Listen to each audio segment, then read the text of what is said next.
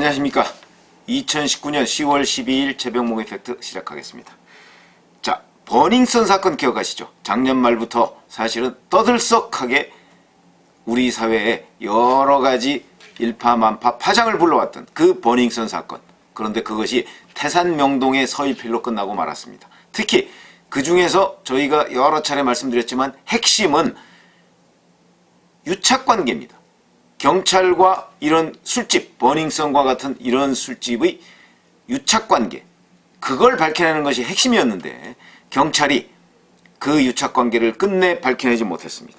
못한 건지 안 한 건지 무려 150명 정도의 수사팀을 동원해서 경찰청장이 경찰의 명운을 걸고 수사하겠다고 얘기했지만 실질적으로 그 명운은 온데간데 없이 사라지고, 사실은 그 말을 그대로 얘기하면 버닝썬 사건이 이렇게 아무것도 제대로 잡지 못하는 이런 사태가 됐다면 지금 경찰은 석고대자를 해야 될 판인데, 어쨌든 간에 이 과정이 그런데 하나둘씩 드러나고 이것에 대해서 검찰이 다시 들여다봄으로써 이 사건이 굉장한 폭발력을 가질 수도 있겠다 하는 생각이 들어서 오늘 이 사건을 좀 조명해 보겠습니다.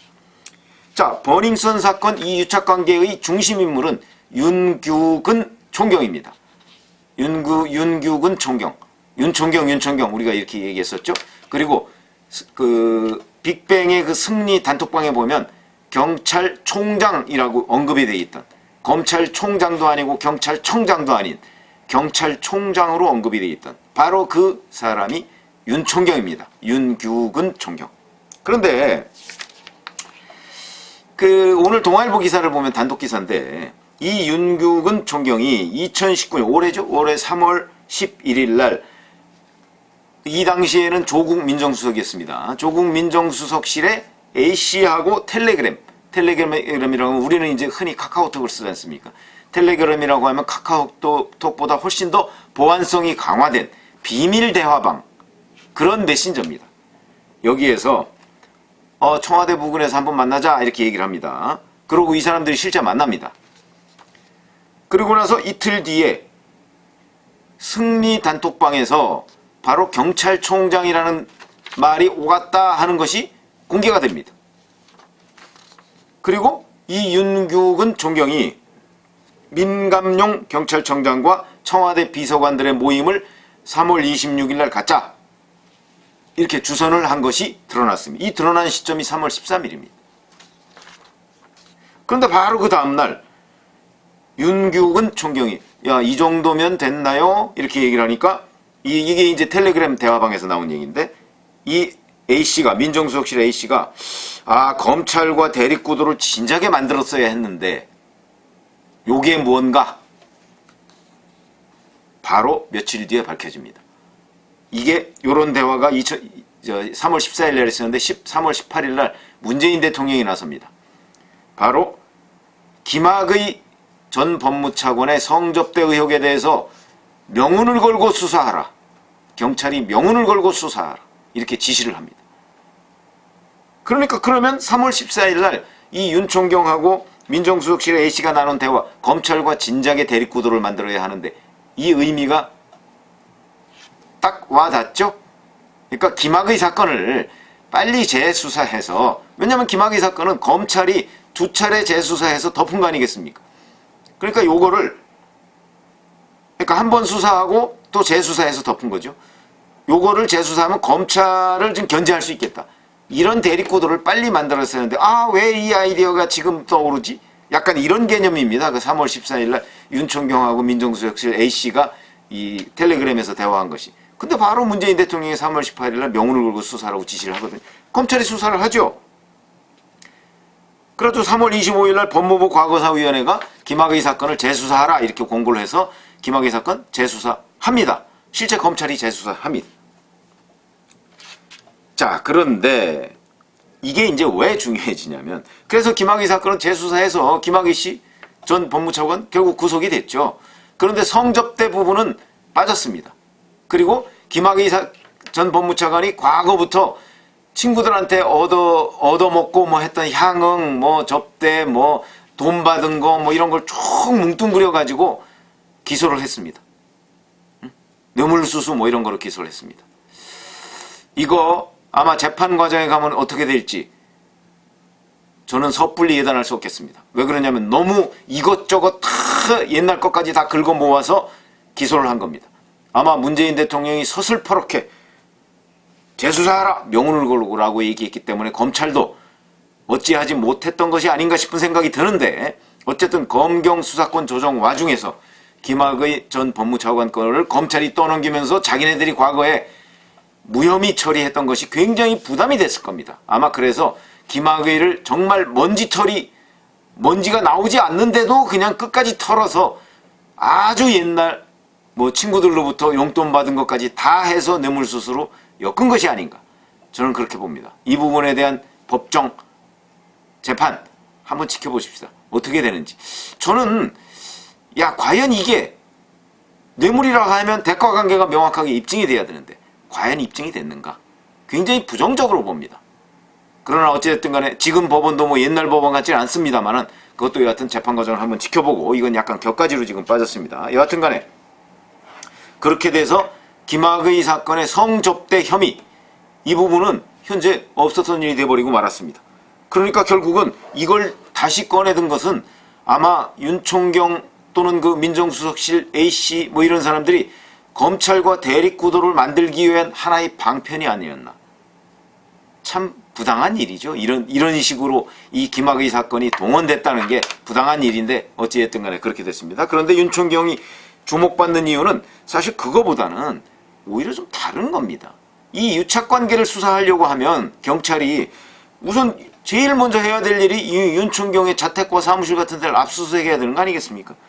그런데 실제 150명이라는 경찰을 투입하고서도 이 윤총경 자택과 사무실 압수수색하지 않았습니다. 엄청나게 봐주기죠.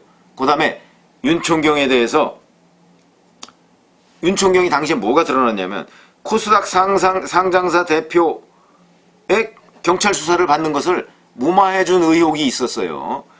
그리고 그 후에 이 비상장사 주식 만주, 이게 한 수천만 원 정도 된다고 합니다. 이걸 공짜로 받았어요.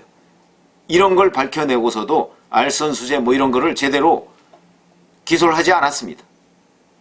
그냥 뭐 승리하고 뭐 골프 좀 쳤다 뭐 이런 게 뭐 김영란법 위반이라는 둥 어쩌고 저쩌고 별거 아닌 걸로 기소를 했습니다. 이것도 아마 그냥 면피성 수사하기 위한 기법 중에 하나입니다. 어찌됐든 간에 그렇게 됐습니다. 그런데 이게 다시 경찰에서 수사하고서 검찰로 넘겼을 거 아닙니까? 사건을 넘겼는데 검찰이 6월 달부터 다시 수사해서 이 윤총경을 알선수재 혐의로 구속합니다. 10일, 엊그제 구속했습니다. 그렇죠? 그런데 이 윤총경이 받고 있는 혐의가 하나 더 있습니다. 그래서 제가 윤총경 문제가 폭발력을 가질 수도 있겠다 이런 얘기입니다. 무슨 얘기냐면 조국 법무부 장관의 부인 정경심 교수가 투자한 그 사모펀드가 코링크 P입니다. 코링크 P에 이제 펀드 이름이 몇 개 있죠? 운영하고 있는 펀드가 뭐 그린 펀드, 블루 펀드 어쩌고저쩌고 있는데, 그 중에 블루 펀드가 투자한 WFM, 이게 원래 영어 교육 업체, 영어 교육 교재를 만드는 업체인데, 여기에 정경심 교수가 여기에서 매달 200만 원씩 해서 뭐 1,400만 원이라는 걸 자문료라는 명목으로 받아간 적이 있습니다. 최근까지. 근데 이 코링크 사모펀드가 이 WFM에 투자한 이후에 WFM이 사업 영역을 2차전지 부분으로 확장합니다. 이 WFM이 사실은 물론 2차전지 확장하기 전이죠. 2014년에 큐브스라는 데에 투자를 합니다. 큐브스. 그리고 현 WFM 대표가 큐브스 출신입니다. 그런데 윤규근 총경이 과거에 이 큐브스 주식을 산 적이 있습니다. 그것도 은행 대출을 받아서 산 적이 있습니다. 흔히 주식을 사는데 은행 대출을, 주식은 그 수익성을 노리고서 물론 주식 투자를 하지만 주식이라는 건 위험성이 높은 투자 방식입니다. 그런데 그걸 총경이 대출을 받아서 주식 투자를 했다고요? 이거는 확실한 정보가 있지 않으면 불가능한 일입니다. 확실한 정보, 뭐 작전이라든가 이런 확실한 정보를 혹시 큐브스의 작전 세력이 개입했다 하는 것을 윤총경이 알았던 것 아닌가. 그렇게 따지면 이 큐브스에 투자한 WFM은 2014년에 WFM은 그러면 작전을 했나? 이런 의심이 드는 대목이죠. 그리고 이 큐브스 출신이 현재까지 WFM 대표를 하고 있습니다. 그러면 윤총경을 매개로 해서 이 왜 또 그러냐면 윤총경이 조국 민정수석과 민정수석실에서 1년 정도를 같이 근무했고 조국 민정수석과 회식 자리에서 같이 어깨동무하고 찍은 사진도 나온 거 보셨죠? 그러니까 뭔가 조국 민정수석과 또는 코링크 사모펀드와 큐브스와 윤총경과 뭐가 이렇게 관련이 있을 것 같은 느낌이 듭니다. 굉장히 연결고리가 많습니다. 근데 일단 그리고 봐줬다는 거죠. 경찰이 이 알선수재 부분을 알고도 봐줬다는 거죠. 물론 자기네 경찰이니까 그랬을 수도 있지만 이것도 아마 배후에 또 누가 있을 가능성도 있다 하는 점에서 본다면 이 윤총경이 이 큐브스 주식을 사게 된 경위, 그 다음에 큐브스와의 관계, 그 다음에 민정수석실에 1년간 근무하면서 조국 민정수석과의 관계. 왜 그러냐면 보통 총경 정도가 민정수석과 밀접한 관계를 유지하기는 쉽지가 않을 겁니다. 왜냐하면 민정수석실에 직원들이 뭐 한 40명 정도 된다고 하니까 거기에 관계를 유지하기가 쉽지 않을 텐데 지금 뭔가 윤총경은 하여튼 그 주변에서 어른거립니다. 윤총경의 그림자가. 그런 거 보면 이 버닝썬 사건뿐만 아니고 윤총경이 큐브스 주식을 매입하게 된 경위, 그 다음에 이 중간에 윤총경에 대한 경찰의 수사가 이렇게 흐지부지 되게 된 경위, 이거를 처음부터 끝까지 조사를 하다 보면 의외로 조국 장관 일가와 이 윤총경과의 관계가 있는지 없는지 또는 있다면 어느 정도인지 하는 것이 드러날 가능성도 있겠다. 그래서 이게 숨은 폭발성을 가지고 있는 것이 아니냐, 이런 의심을 해볼 수 있다는 대목에서 제가 오늘 말씀을 드렸습니다. 감사합니다.